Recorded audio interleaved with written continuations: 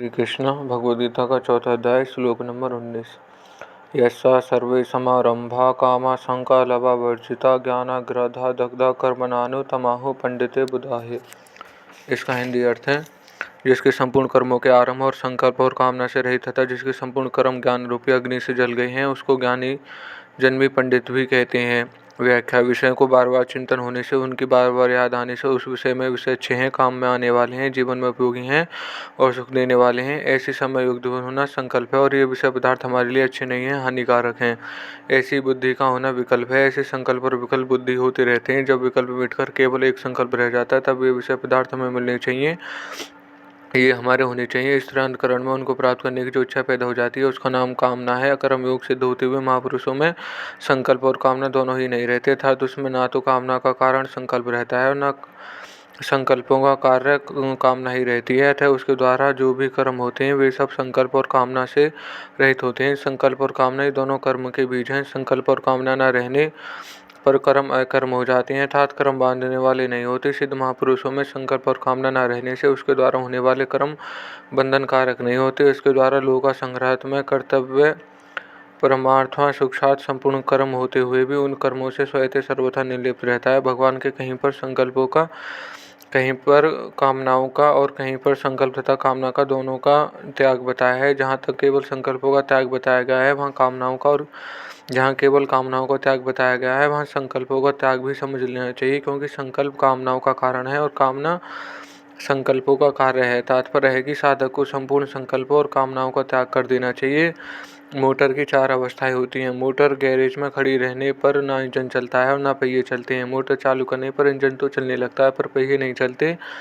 Motor को वहां से रवाना करने पर इंजन भी चलता है और पहिए भी चलते हैं। निरापद ढलवा मार्ग आने पर इंजन को बंद कर देते हैं और पहिए चलते रहते हैं। इस प्रकार मनुष्य की भी 4 अवस्थाएं होती हैं, ना कामनाएं होती हैं और ना कर्म होते हैं। कामना होती है पर कर्म नहीं होता, कामना भी होती है और कर्म भी होता है, कामना नहीं होती और कर्म होता है। मोटर की सबसे उत्तम अवस्था है कि इंजन ना चले तो पहिए चलते रहें, अर्थात तेल भी ना खर्च हो, रास्ता भी तय ना हो जाए। इस तरह मनुष्य की सबसे उत्तम अवस्था है कि कामना न हो और कर्म होते रहें। ऐसी अवस्था वाले मनुष्य को ज्ञानी जन भी पंडित रहते हैं। समारस पद का यह भाव है, कर्म योग से महापुरुष के द्वारा हर एक कर्म सुचारू रूप से सांगोपांग और तत्परता पूर्वक होता है। दूसरा एक भाव यह है कि कर्म शास्त्र स्मृत होते हैं, उसके द्वारा करने योग्य कर्म ही होते हैं। जिसके किसी का अहित होता है, वह कर्म उसके कभी नहीं होता। सर्वे पद का यह भाव है कि उसके द्वारा होने वाले सब कर्म संकल्प और कामना से रहित होते हैं। कोई सा भी कर्म संकल्प रहित नहीं होता। प्रातः उठने से लेकर रात में सोने तक शौच, स्नान, खाना पीना, पाठ पूजा, जप, चिंतन, ध्यान, समाधि आदि सही निर्वाह संबंधित संपूर्ण कर्म संकल्प और कामना से रहित भी होते हैं। कर्मों का संबंध पर के साथ है, स्वयं के साथ नहीं, क्योंकि कर्मों का आरंभ और अंत होता है, पर स्वरूप सदा ज्यों का त्यों रहता है। इस तत्व को ठीक ठीक जानना ही ज्ञान है। इस ज्ञान रूप अग्नि से संपूर्ण कर्म भस्म हो जाते हैं, अर्थात कर्मों में फल देने की शक्ति नहीं रहती। वास्तव में शरीर और क्रिया दोनों संसार से अभिन्न है, पर स्वयं सर्वथा भिन्न होता हुआ भी भूल से इनके साथ अपना संबंध मान लेते हैं।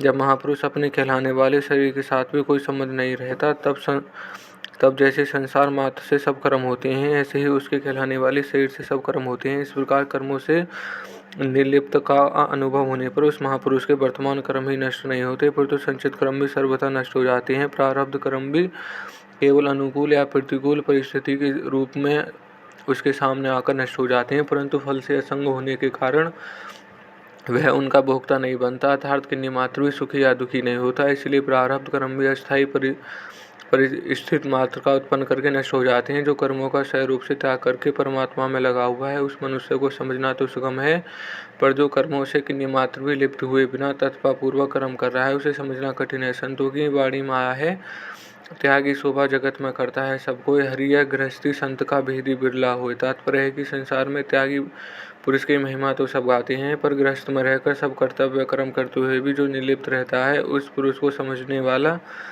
कोई बिरला ही होता है। जैसे कमल का पत्ता जल में ही उत्पन्न होकर जल में रहते हुए भी जल से लिप्त नहीं होता है, ऐसे ही कर्मयोगी को कर्मयोनि में ही उत्पन्न होकर और कर्म में जगत में रहकर कर्म करते हुए भी कर्मों में लिप्त नहीं होता। कर्मों के लिप्त न होना कोई साधारण बुद्धिमानी का काम नहीं है। पीछे के 18वें श्लोक में भगवान ने ऐसे कर्मयोगी को मनुष्य में बुद्धिमान कहा है और यहाँ कहा है कि उसे ज्ञानी जन भी पंडित अर्थात बुद्धिमान कहते हैं। भाव यह है कि ऐसा कर्मयोगी पंडितों का भी पंडित, ज्ञानियों का भी ज्ञानी है। और यह श्लोक समाप्त होता है। धन्यवाद।